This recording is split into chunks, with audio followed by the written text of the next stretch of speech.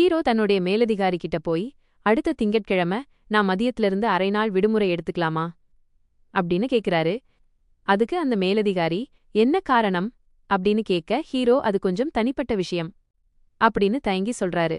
என்கிட்ட சொல்ல முடியாத அளவுக்கு தனிப்பட்ட விஷயமா அப்படின்னு மேலதிகாரி கேட்க ஹீரோ அமைதியா ஆமாம் அப்படின்னு தலையாட்டுறாரு. உடனே மேலதிகாரி தாடைய பிடிச்சு யோசிச்சுக்கிட்டே, அது கொஞ்சம் சிரமமாச்சே, ஏன்னா அதே நாள்ல ஹியாக்ஷு ஒரு அலுவல் பயணமா வெளியூருக்கு போறாரே அப்படின்னு சொல்றாரு. அலுவல் பயணமா அப்படின்னு ஹீரோ கேட்க, அடுத்த திங்கட்கிழமை ஒரு நிகழ்ச்சி நடக்கிறது உனக்கு ஞாபகம் இருக்கா அப்படின்னு மேலதிகாரி கேட்கிறாரு. சம்பந்தப்பட்ட அனைத்து அமைப்புகளும் அந்த நிகழ்ச்சியில கலந்துக்கணும்னு ஒரு அதிகாரப்பூர்வ அறிவிப்பு வந்திருக்கு, அதனால நாம அதை தவிர்க்க முடியாது அப்படின்னு விளக்குறாரு. அதனாலதான் எங்களுக்கு பதிலா ஹியூக்ஸுவை ஹண்டர்ஸ் அகாடமி நுழைவு விழாவுக்கு அனுப்ப நாங்க முடிவு செஞ்சோம் அப்படின்னு மேலதிகாரி சொல்றாரு. நீங்க உங்க முழு கவனத்தையும் ஏஜி மேல செலுத்தணும்னு நாங்க நினைச்சோம், அதனாலதான் உங்களை நாங்க தொந்தரவு செய்யல அப்படின்னு அவர் சொல்ல ஹீரோ உடனே எனக்கு புரியுது, நான் அரை நாள் விடுமுறை கேட்டதை மறந்துடுங்க அப்படின்னு சொல்லிடுறாரு. ஆனா மேலதிகாரி ரொம்ப அவசரம்னா அனுமதி கடிதம் கொடு, நீங்க 2 பேரும் இல்லைனா நம்ம துறை ஒன்னும் அப்படியே அழிஞ்சிராது அப்படின்னு சொல்றாரு. ஆனா அவர் மனசுக்குள்ள, நீங்க 2 பேரும் விடுமுறை எடுத்தா நான் எப்படி தனியா எல்லா வேலையையும் பாப்பேன். மேலதிகாரியோட கோபத்தை பார்த்து பயந்து போன ஹீரோ வியர்த்து விறுவிறுக்க, இல்ல வேணா, நீங்க கவலைப்பட வேண்டாம், நான் விடுமுறை எடுக்கல அப்படின்னு அவசரமா சொல்லிடுறாரு. சரி, போய் வேலையை பாரு அப்படின்னு மேலதிகாரி சொல்லிடுறாரு. அடுத்ததா ஹீரோ கேஃபே ஈடனுக்கு வராரு. அங்க வெளியே உட்கார்ந்து ஹியூக்ஸுவை சந்திச்சு பேசுறாரு. நீங்க ஹண்டர்ஸ் அகாடமி நுழைவு விழாவுக்கு போக போறீங்கன்னு கேள்விப்பட்டேன் அப்படின்னு ஹீரோ சொல்ல, அது எப்படி உங்களுக்கு தெரியும் அப்படின்னு ஹியாக்ஷு கேக்குறாரு. அந்த விழா காலை 8 மணியிலிருந்து மதியம் 2 மணி வரைக்கும் நடக்கும்.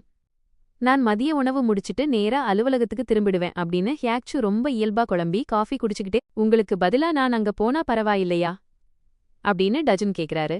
ஏன் திடீர்னு இப்படி கேக்குறீங்க அப்படின்னு ஹியூக்ஸு கேட்க, அது அப்படின்னு தயங்கி டஜன் உண்மைய சொல்றாரு.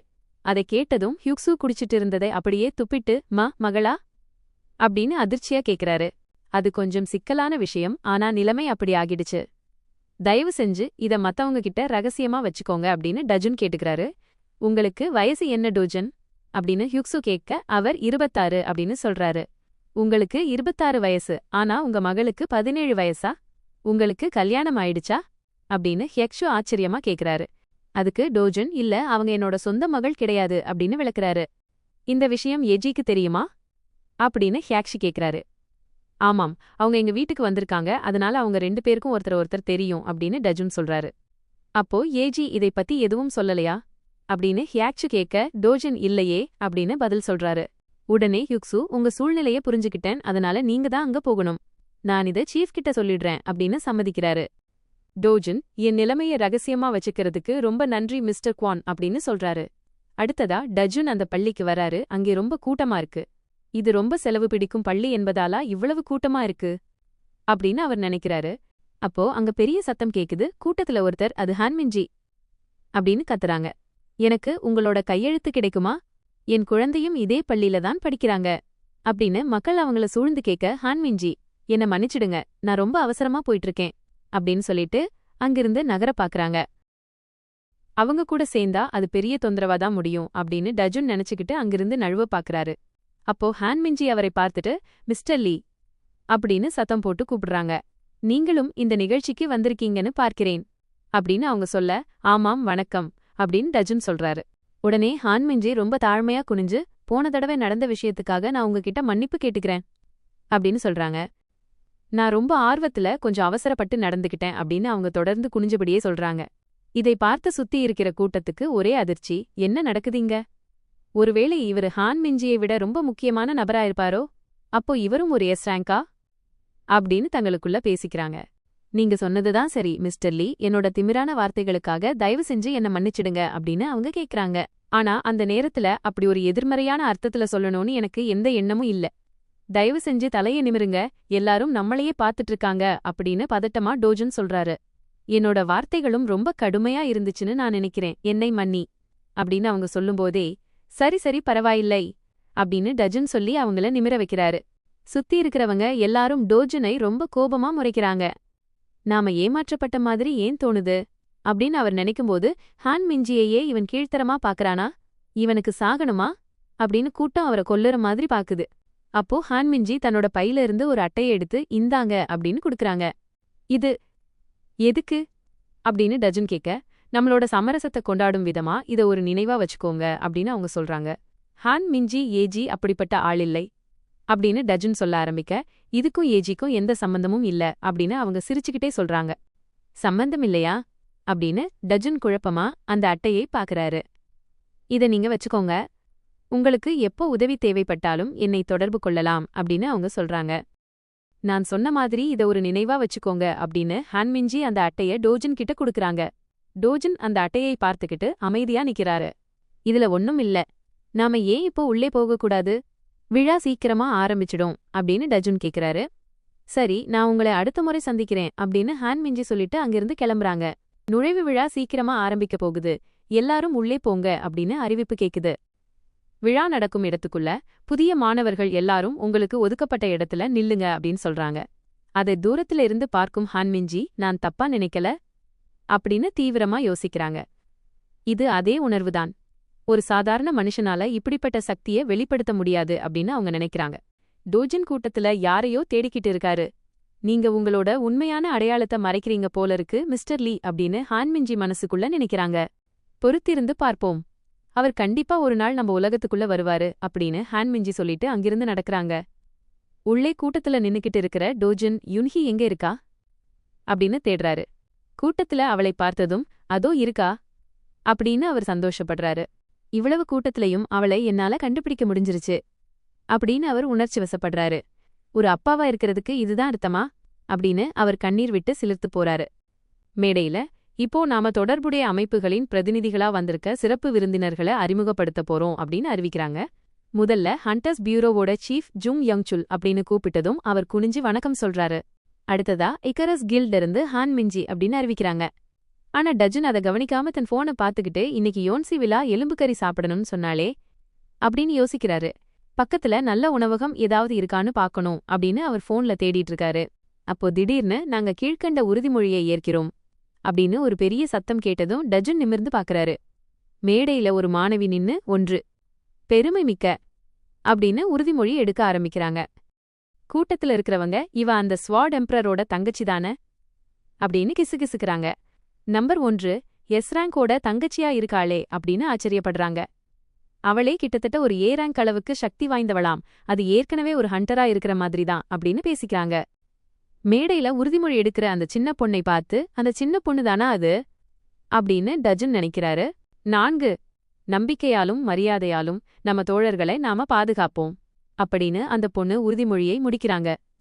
எதிர்காலத்துல நான் ரொம்ப பிரபலமாக போறேன், அதனால நீங்க என்ன நல்லபடியா நடத்தணும் அப்படின்னு அவங்க பெருமையா சொல்றத கேட்டு டஜன் லேசா சிரிக்கிறாரு. இதோட நேஷனல் ஹண்டர்ஸ் அகாடமி நுழைவு விழா நிறைவடைகிறது அப்படின்னு அறிவிச்சதும் எல்லாரும் கைதட்டுறாங்க. எல்லாரும் விழா முடிஞ்சு சந்தோஷமா வெளியே வராங்க. டோஜன் வெளியே காத்துக்கிட்டு இருக்காரு. அப்போ அப்பா அப்படின்னு ஒரு சத்தம் கேக்குது. டோஜன் திரும்பி பார்க்கறாரு. யுன்ஹி ஓடி வந்து ரொம்ப நேரம் ஆகிடுச்சுல, எந்த நுழைவு விழா 2 மணி நேரம் நடக்கும் அப்படின்னு சலிச்சுக்கிட்டே கேக்குறா. அப்போ டஜன் அவளுக்கு ஒரு பெரிய அழகான ரோஜா பூங்கொத்தை கொடுத்து வாழ்த்துக்கள் அப்படின்னு சொல்றாரு. அந்த பூங்கொத்தை பார்த்ததும் யுன்ஹி கண்கள் கலங்கி ஆ பா அப்படின்னு ரொம்ப நெகிழ்ந்து போறா. அந்த பூங்கொத்தை இறுக்கமா அணைச்சிக்கிட்டு ரொம்ப நன்றி அப்படின்னு அவ சொல்றா. அவ ஆனந்த கண்ணீர் வடிக்கிறத பார்த்த டோஜன் உனக்கு இது பிடிக்கலையா அப்படின்னு கேட்க, அப்படியெல்லாம் இல்ல அப்படின்னு அவ சொல்றா. 2 பேரும் ஒன்னா நடந்து போகும்போது பள்ளி எப்போ ஆரம்பிக்குது அப்படின்னு டஜன் கேட்க, இன்னும் 2 நாள்ல, அதுக்குள்ள வகுப்புகள் எல்லாம் பிரிச்சுட்டாங்க அப்படின்னு யுன்ஹு சொல்றா. நீ எந்த வகுப்புல இருக்க அப்படின்னு டஜன் கேக்குறாரு. அதுக்கு யுன்ஹி கொஞ்சம் தயக்கமா கிளாஸ் டி அப்படின்னு சொல்றா. மதிப்பெண்கள் அடிப்படையில கிளாஸ் ஏல இருந்து எஃப் வரைக்கும் வகுப்புகளை பிரிப்பாங்க. நான் எப்படியாவது கிளாஸ் ஏக்கு போக என்னால முடிஞ்ச வரைக்கும் முயற்சி செய்வேன் அப்படின்னு அவ ரொம்ப வருத்தமா சொல்றா. அதை கேட்ட டோஜன் ஓ அப்படியா விஷயம் அப்படின்னு புரிஞ்சுக்கிறாரு. டோஜன் யுன்ஹின் தலையை அன்பாக தடவி கொடுத்து, சரி, உன்னால் முடிஞ்ச வரைக்கும் நல்லா பண்ணு, உன்னால சீக்கிரமே ஒரு நல்ல வகுப்புக்கு போக முடியும் அப்படின்னு ஊக்கப்படுத்துறாரு. உனக்கு பசிக்குதா அப்படின்னு டோஜன் கேட்க, பூங்கொத்தை வச்சுக்கிட்டு ரொம்ப சந்தோஷமா சிரிக்கும் யுன்ஹி வாங்க சாப்பிட போலாம் அப்படின்னு சொல்றா. நான் மாட்டுக்கறி சாப்பிடலான்னு பார்த்தேன் அப்படின்னு டோஜன் சொல்லும்போதே இங்க பக்கத்துல ரொம்ப சுவையான புடே ஜீகை கடை ஒன்னு இருக்கு அப்படின்னு யுன்ஹி உற்சாகமா முன்னாடி ஓடுறா.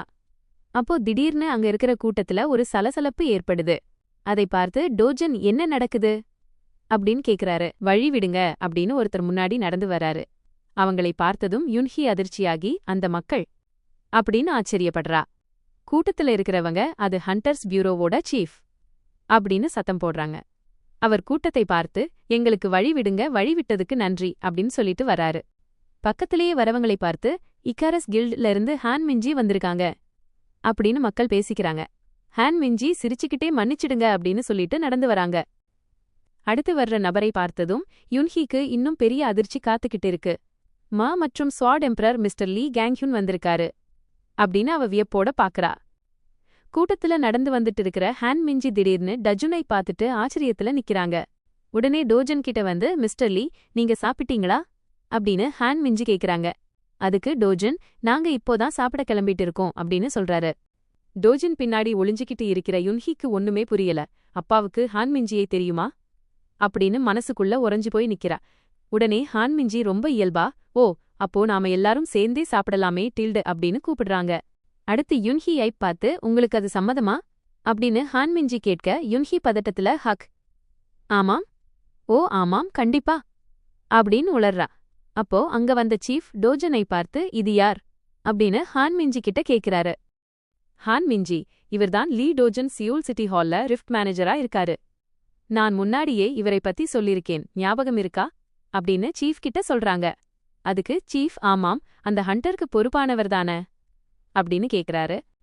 உங்கள சந்திச்சதுல ரொம்ப சந்தோஷம். நான் ஜுங் யங்சுல் ஹண்டர்ஸ் பியூரோவோட சீஃப் அப்படின்னு அவர் கை கொடுக்கறாரு. டோஜன் கைகுலுக்கி எனக்கும் ரொம்ப சந்தோஷம்.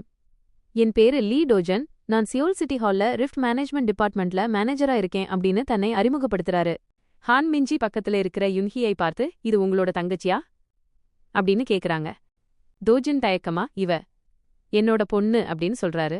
உடனே ஹான் மிஞ்சி ஆச்சரியமா யுன்ஹியை பின்னாடி இருந்து கட்டிக்கிட்டு உன் பேர் என்ன அப்படின்னு கேக்குறாங்க. அதுக்கு யுன்ஹி பதட்டமா ஆமாம் என் பேரு செயோல் யூன்ஹி அப்படின்னு சொல்றா. ஹான் மிஞ்சிக்கு மூளை முழு வேகத்துல வேலை செய்ய ஆரம்பிக்குது. அவங்க எதுவும் பேசாம சிரிச்சுக்கிட்டே நிக்கிறாங்க. டோஜன் நிலைமையை சமாளிக்க இது கொஞ்சம் சிறப்பான சூழ்நிலை அப்படின்னு சொல்றாரு. அங்க ஒரு பெரிய அமைதி நிலவுது. சீஃப் எனக்கு புரியுது அப்படின்னு தர்மசங்கடமா சொல்றாரு. அப்போ பின்னாடி இருந்து லீ கேங்ஹுன் சீக்கிரம் வா, உன்னால எல்லாரும் காத்துக்கிட்டு இருக்காங்க அப்படின்னு சத்தம் போடுறாரு. அதை கேட்ட சீஃப் என்ன அப்படின்னு அதிர்ச்சியாகிறாரு. என்னை வெறுக்கிற ஒரே ஆள் நீங்க தான் ஓப்பா சீஃப் உடனே நிலைமையை மாத்தி நான் உங்களை அறிமுகப்படுத்துறேன், இவர்தான் ஹண்டர் லீ கேங்ஹுன் ஸ்வாட் எம்பரர் அப்படின்னு சொல்றாரு. டோஜன் அவரை உற்று பார்க்கிறாரு. லீ கேங்ஹுனும் டோஜனை பார்த்து ஆச்சரியப்பட்டு நிக்கிறாரு. இதோட சாப்டர் 28 முடிவடையுது. அடுத்து சாப்டர் 29 ஆரம்பமாக போகுது. உற்று பார்க்கிறாரு. நான் சியோல் சிட்டி ஹால்ல இருந்து வர்ற லீ டோஜன் அப்படின்னு டோஜன் குனிஞ்சு அறிமுகப்படுத்த லீ கேங்ஹுன் உங்களை சந்திச்சதுல சந்தோஷம் அப்படின்னு சொல்றாரு. சீஃப் பக்கத்துல இருக்கிற பொண்ணை காட்டி இது அவரோட தங்கச்சி லீ யுன்ஜு அப்படின்னு அவ தலைய கலைச்சுக்கிட்டே சொல்றாரு. யுன்ஹி அதை கேட்டு லீ கேங்ஹுன் இவரு நம்பர் 1 ஹண்டராச்சே அப்படின்னு அதிர்ச்சியாகிறா. இன்னைக்கு ஹண்டர்ஸ் பயன்படுத்துற ஷேக் ஸ்கூல் மற்றும் ஏஓமை உருவாக்குனவரே இவர்தானே அப்படின்னு யுன்ஹி ஆச்சரியப்படுறா. பக்கத்துல இருக்கிற ஹான் மிஞ்சியும் ஸ்வோர்ட் எம்பரர் லீ கேங்ஹுன் என் முன்னாடி நிக்கிறதை என்னால நம்பவே முடியல அப்படின்னு பதட்டமா நினைக்கிறாங்க. அப்போ லீ கேங்ஹுன் டோஜனை பார்த்து நீங்க ஒரு ஹண்டரா, உங்களோட பலம் ரொம்ப ஆச்சரியமா இருக்கு அப்படின்னு கேக்குறாரு. ஆனா டோஜன் இல்ல அப்படின்னு சொல்லிடுறாரு. அது ரொம்ப வருத்தமான விஷயம், நீங்க ஒரு ஹண்டரா இருந்தா ரொம்ப பெரிய ஆளா வந்திருப்பீங்க அப்படின்னு லீ கேங்ஹுன் சொல்றாரு. உங்க வார்த்தைகளுக்கு நன்றி, ஆனா நான் இப்போ இருக்கிற நிலைமையிலேயே ரொம்ப சந்தோஷமா இருக்கேன் அப்படின்னு டஜன் சொல்றாரு. லீ கேங்ஹுன் தன்னோட தங்கச்சிய பார்த்து யுன்ஜு வந்து ஹாய் சொல்லு அப்படின்னு கூப்பிடுறாரு. ஆனா லீ யுன்ஜு ரொம்ப திமிரா என்னை விட பலவீனமானவங்க மேல எனக்கு எந்த ஆர்வமும் இல்ல அப்படின்னு சொல்றா. உடனே லீ கேங்ஹுன் கோபமா லீ யுன்ஜு அப்படின்னு அதட்ட அவ தயக்கமா எல்லாரையும் பார்த்து ஹலோ அப்படின்னு சொல்றா. அதுக்காக நான் உங்களை ஏத்துக்குவேன்னு அர்த்தமில்லை மிஸ்டர் அப்படின்னு அவ கோபமா சொல்ல டோஜன் ரொம்ப அமைதியா சரி உங்கள சந்திச்சதுல சந்தோஷம் யூன்ஜு அப்படின்னு சொல்றாரு. அறிமுகம் முடிஞ்சிருச்சுனா வாங்க எல்லாரும் சாப்பிட போலாம் அப்படின்னு சீஃப் கூப்பிடுறாரு. எல்லாரும் ஒரு பெரிய விஐபி உணவகத்துக்கு வராங்க. இந்த உணவகத்தோட சாப்பாடு ரொம்ப சுவையா இருக்கும் அப்படின்னு பேசிக்கிறாங்க. எல்லாரும் ஒன்னா உட்கார்ந்து சாப்பிடும்போது இது ஹண்டர்ஸ் மத்தியில ரொம்ப பிரபலமான இடம், நான் கூட இங்க சில தடவை தான் வந்திருக்கேன் அப்படின்னு பேசிக்கிட்டு சாப்பிடுறாங்க. யுன்ஜு நான் இன்னைக்கு காலையில இங்கதான் காலை உணவு சாப்பிட்டேன் அப்படின்னு திமிரா சொல்றா. ஆனா மத்தவங்க எங்களுக்கு கவலை இல்ல, நாங்க கேக்கல அப்படின்னு நினைக்கிறாங்க. அப்போ லீ கேங்ஹுன் டோஜனை பார்த்து இப்போ நினைச்சு பார்த்தா மிஸ்டர் லீ, நான் உங்களை முதல்ல இந்த கட்டிடத்துல தான் சந்திச்சேன் இல்லையா, ரேங்க் இவாலுவேஷன்ஸ் நடக்கிறதுக்கு முன்னாடி நீங்க என்னோட சன்பே கிட்ட பேசுறத நான் பார்த்தேன் அப்படின்னு சொல்ல டோஜுன் ஆமாம் அப்படின்னு சொல்றாரு. அப்போ யுன்ஹி ஹண்டர் கேங் மின்ஹ்யூக் எப்படி இருக்காரு அப்படின்னு கேட்க அவர் எப்பவும் போல ரொம்ப கோபக்காரரா தான் இருக்காரு அப்படின்னு பதில் சொல்றாரு. யுன்ஹி மனசுக்குள்ள இவரு ஒரு ரிஃப்ட் மேனேஜர் அப்படின்னு சொன்னாரு. அப்படின்னா இவரும் ரிஃப்ட்ஸ்குள்ள போவாரா அப்படின்னு யோசிக்கிறா. சாப்பாட்ட வாயில வச்சுக்கிட்டு சாப்பாடு எப்படி இவ்ளோ சுவையா இருக்கு அப்படின்னு யுன்ஹு ரொம்ப ஆச்சரியப்படுறா. அதை பார்த்த சீஃப், உங்களுக்கு எவ்ளோ வேணுமோ அவ்ளோ சாப்பிடுங்க, நான் எப்பவும் இங்கே சாப்பிட்றதால எனக்கு இதோட சுவை பெருசா தெரியல அப்படின்னு சிரிச்சுக்கிட்டே சொல்றாரு. ஆனா யுன்ஜு இதை பார்த்து சாதாரண ஆட்கள் அப்படின்னு ரொம்ப இளக்காரமா பெருமூச்சு விடுறா. உடனே லீ கேங்ஹ்யூன் கோபமா அவளை முறைக்க அவ பயந்து போய் மன்னிச்சிடுங்க அப்படின்னு சொல்றா. யுன்ஜு முகத்தை திருப்பிக்கிட்டு ஓப்பா எப்பவும் என்கிட்ட ரொம்ப மோசமா நடந்துக்கிறாரு அப்படின்னு செல்லமா கோபப்படுறா. அதுக்கு லீ கேங்ஹ்யூன் பெருமூச்சு விட்டுக்கிட்டே என்னை மன்னிச்சிடுங்க, யுன்ஜுவும் கொஞ்சம் மிஸ் யுன்ஹி மாதிரி இருந்தா எவ்ளோ நல்லா இருக்கும் அப்படின்னு வருத்தப்படுறாரு. உடனே யுன்ஹி பதறிப்போய் இல்ல டில்ட் இப்படிப்பட்ட ஒரு அருமையான சாப்பாட்ட சாப்பிடுறதுக்கு நான் ரொம்ப நன்றியுள்ளவளா இருக்கேன் அப்படின்னு சொல்றா. நான் சொல்றது சரிதானே அப்பா அப்படின்னு அவ கேட்க டோஜன் சாப்பிட்டுக்கிட்டே இது நிஜமாவே ரொம்ப சுவையா இருக்கு அப்படின்னு சொல்றாரு. அப்பா, நான் இன்னும் நல்லா சமைக்க என்னால முடிஞ்ச வரைக்கும் முயற்சி செய்வேன் அப்படின்னு யுன்ஹி சந்தோஷமா சொல்ல டோஜன் அது ரொம்ப நல்லா இருக்கும் அப்படின்னு சொல்றாரு. அப்போ ஹான்மின்ஜி, மிஸ் யுன்ஹி, நீங்க இங்கேயே இருக்கிறதால உங்களோட பிரிலிமினரி அசஸ்மெண்ட்டை இப்போ செய்ய விரும்புறீங்களா அப்படின்னு கேக்குறாங்க. அதை கேட்டு குழம்பி போன டோஜனும் யுன்ஹியும் பிரிலிமினரி அசஸ்மெண்ட் அப்படின்னா என்ன, நீங்க ஏற்கனவே அதை பண்ணிட்டீங்களா அப்படின்னு கேக்குறாங்க. உடனே யுன்ஜு குறுக்கிட்டு அவங்க ஒரு ஹண்டரோட திறன்கள் மற்றும் ஆற்றலை மதிப்பீடு செய்யறத பத்தி பேசுறாங்க. அதுக்கு ஒரு சிறப்பான இயந்திரத்தை பயன்படுத்துவாங்க அப்படின்னு விளக்குறா. இதை செய்யறதுக்கு ஒரு ஹண்டரா இருக்கணும்னு அவசியமில்லை, ஆனா இதுக்கு நிறைய செலவாகுங்கிறதால எல்லாராலையும் இதை செய்ய முடியாது அப்படின்னு யுன்ஜு சொல்றா. உடனே லீ கேங்ஹ்யூன் அவளை முறைக்க இப்போ என்ன, நான் சும்மா விளக்கமாதான் சொன்னேன் அப்படின்னு அவ கேக்குறா. வாய்ப்புக்கு ரொம்ப நன்றி ஆனா அப்படின்னு யுன்ஹு தயங்குறா. உடனே சீஃப் குறுக்கிட்டு அதுக்கான செலவை நாங்க ஏத்துக்கிறோம், இது முற்றிலும் இலவசம் அப்படின்னு சொல்றாரு. அதை கேட்ட யுன்ஹி நான் அதை செய்ய விரும்புறேன் அப்படின்னு சந்தோஷப்படுறா. நான் இதுவரைக்கும் இதை செஞ்சதே இல்ல அப்படின்னு யுன்ஹு சொல்ல யூஞ்சு மனசுக்குள்ள அதிர்ஷ்டசாலி அப்படின்னு நினைக்கிறா. அப்போ அது ரொம்ப நல்ல விஷயம் மிஸ்டர் லீ, நீங்களும் இதை ஏன் செய்யக்கூடாது அப்படின்னு லீ கேங்ஹ்யூன் கேக்குறாரு. ஆனா டோஜின் நான் அதை செய்யல அப்படின்னு சொல்லி மறுக்கிறாரு. ஏன், ஒருவேளை முடிவுகள் நல்லா வந்தா நீங்க கூட ஒரு ஹண்டர் ஆகலாமே அப்படின்னு ஹான்மின்ஜி கேட்க எனக்கு அதுல பெருசா எந்த ஆர்வமும் இல்ல அப்படின்னு டஜுன் சொல்றாரு. தயவு செஞ்சு முயற்சி செஞ்சு பாருங்க, இது ஒரு அபூர்வமான வாய்ப்பு இல்லையா அப்படின்னு சீஃப் கேக்குறாரு. கூடவே எனக்கும் உங்களைப் பத்தி தெரிஞ்சுக்க ரொம்ப ஆர்வமா இருக்கு அப்படின்னு லீ கேங்ஹ்யூன் சொல்றாரு. அவங்க எல்லாரும் வற்புறுத்துறதால சரி நான் சம்மதிக்கிறேன் அப்படின்னு டோஜின் ஒத்துக்கிறாரு. முதல்ல யுன்ஹு அந்த மதிப்பீட்டுக்கு தயாராகிறா. அவ எந்திரத்துக்குள்ள நின்னதும் இப்போது முடிவுகள் காண்பிக்கப்படும் அப்படின்னு அறிவிப்பு வருது. ஹான்மின்ஜி முடிவுகளை பார்க்க ஆரம்பிச்சு பார்க்கலாம் அப்படின்னு ஆச்சரியப்படுறாங்க. பொட்டென்ஷியல் ஏ ரேங்க் எதிர்பார்க்கப்படும் அவேக்கன் ஸ்கில் ஏ ரேங்க் ஆக இருக்கு அப்படின்னு அவங்க அதிர்ச்சியா சொல்றாங்க. இதை கேட்டதும் யுன்ஹி ரொம்ப ஆச்சரியமாகி ஏ ரேங்கா அப்படின்னு கேக்குறா. லீ காங்ஹ்யூன் அவளை பார்த்து ஓஹோ, இது ரொம்ப அபூர்வமான விஷயம், உன்னோட மறைக்கப்பட்ட திறன் ரொம்பவே ஆச்சரியமானதா இருக்கும் போலையே அப்படின்னு சொல்றாரு. எதிர்காலத்துல நீங்க ரொம்ப நல்லபடியா வாழப்போறீங்க போல இருக்கு இல்லையா மிஸ்டர் லீ என்று ஹான்மின்ஜி கேட்கிறாள். அதை கேட்ட டோஜன் என்று அமைதியாக பதிலளிக்கிறார். முடிவுகளை பார்த்த யுன்ஜு ஆச்சரியமாக நீ ஒன்னும் அவ்வளவு மோசமில்லன்னு நினைக்கிறேன் என்று யுன்ஹியிடம் சொல்கிறாள். அதை கேட்ட யுன்ஹு ரொம்ப சந்தோஷமாக சிரித்துக்கொண்டே நன்றி என்று சொல்கிறாள். அவளை பார்த்த யுன்ஜு லேசாக வெட்கப்பட்டு முகம் சிவந்து இவ ஏன் எப்பவும் முட்டாள் மாதிரி சிரிச்சுக்கிட்டே இருக்கா என்று மனதிற்குள் நினைக்கிறாள். அடுத்து உங்களோட முறை மிஸ்டர் லீ என்று ஹான்மின்ஜி சொல்ல டோஜன் சம்மதித்து முன்னே செல்கிறார். அப்போது யுன்ஜு இது சுத்தமா நேர விரயம், அதுக்கு பதிலா நாம போய் காஃபி அல்லது வேற ஏதாவது குடிக்கலாம் வாங்க என்று எரிச்சலோடு சொல்கிறாள். அதை கேட்ட சீஃப் மற்றும் லீ கேங்ஹ்யூன் இருவரும் அவளை அமைதியாக முறைக்கிறார்கள். அவர்கள் முறைப்பதை பார்த்த யுன்ஜு ஆமா இப்போ என்ன என்று கோபமாக கத்துகிறாள். இதற்கிடையில் டஜுன் அந்த மதிப்பீட்டு இயந்திரத்திற்குள் சென்று படிக்கிறார். இயந்திரத்திற்குள் இருக்கும் டோஜன் ரொம்ப எரிச்சலா இருக்கே என்று மனதிற்குள் அழுத்துக்கொள்கிறார். இதோடு சாப்டர் 29 நிறைவடைகிறது. அடுத்ததாக சாப்டர் 30 ஆரம்பமாக போகிறது. நான் அவங்க கேட்டதை மறுத்துக்கிட்டே இருந்திருக்கணுமோ, முடிவுகள் விசித்திரமா வந்தா ரொம்ப எரிச்சலா இருக்கும் அப்படின்னு டஜுன் நினைக்கிறாரு. சீஃப் லீ காங்ஹ்யுன் மற்றும் ஹான் மின்ஜி அவரை உற்று பார்ப்பதை பார்த்து அது மட்டுமில்லாம இந்த மக்கள் என் மேல ஏதோ சந்தேகம் வச்சிருக்காங்க போலருக்கு அப்படின்னு அவர் யோசிக்கிறாரு. அவரோட கைகள்ல ஒளிரும் துகள்கள் வருவதை பார்த்து இது உடம்புக்குள்ள ஊடுருவி ஸ்கேன் பண்ணுது போல அப்படின்னு அவர் புரிஞ்சுக்கிறாரு. உடனே அவர் ரொம்ப தீவிரமா அப்படி நடக்க நான் எப்படி அனுமதிப்பேன் அப்படின்னு மனசுக்குள்ள நினைக்கிறாரு. டோஜன் அந்த இயந்திரத்துக்குள்ள நிக்கிறாரு. அவரை சுத்தி பிரகாசமான ஆற்றல் ஒளிருது. ஸ்கேனிங் முடிந்துவிட்டது அப்படின்னு கம்ப்யூட்டர்ல வரத ஹான் மின்ஜி பாக்குறாங்க. அதை பார்த்து டோஜன் ஆச்சரியமா அதுக்குள்ள முடிஞ்சிடுச்சா அப்படின்னு கேக்குறாரு. அவர் வெளியே வந்ததும் லீ காங்ஹ்யுன் முடிவுகள் வந்துருச்சா அப்படின்னு கேட்க ஆமாம் ஆனா அப்படின்னு ஹான் மின்ஜி தயங்குறாங்க.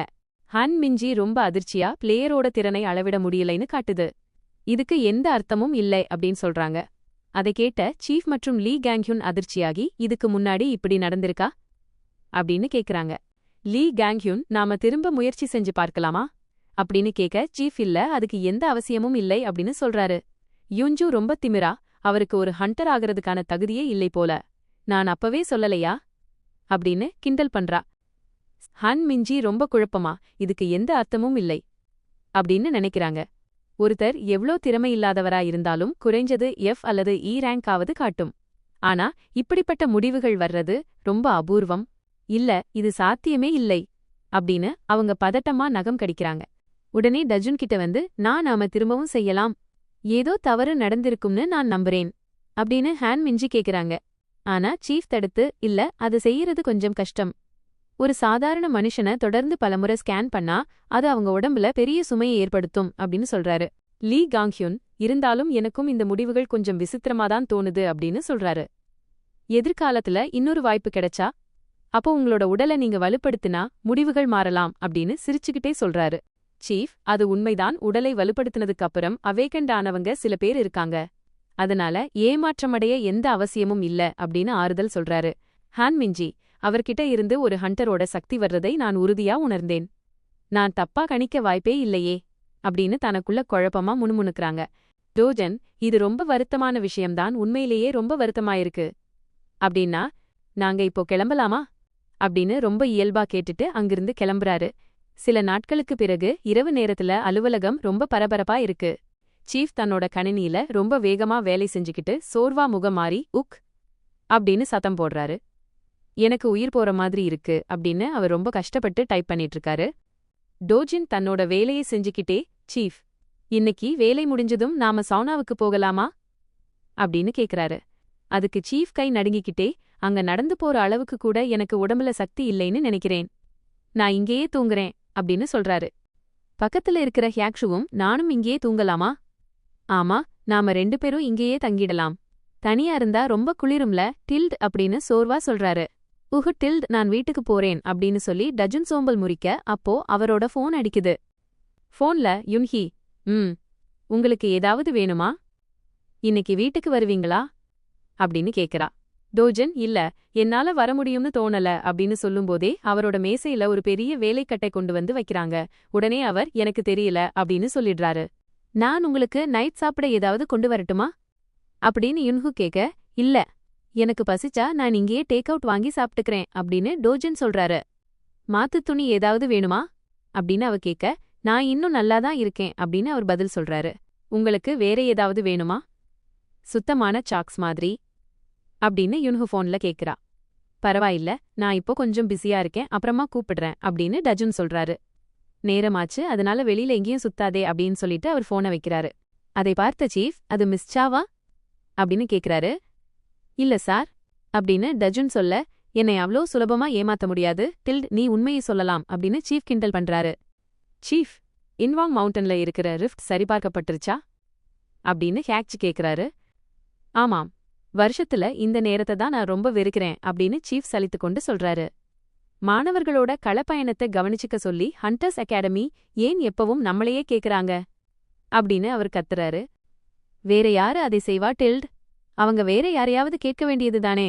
அங்க யுன்ஹியும் வருவாளே, நான் முன்கூட்டியே அவகிட்ட சொல்லணுமா அப்படின்னு டஜன் யோசிக்கிறாரு.